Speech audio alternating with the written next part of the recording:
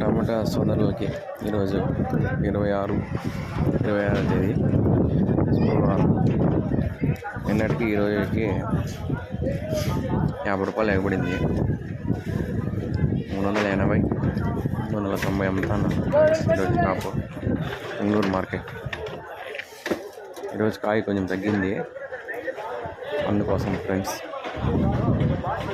ఈరోజు Punganur market 390 top.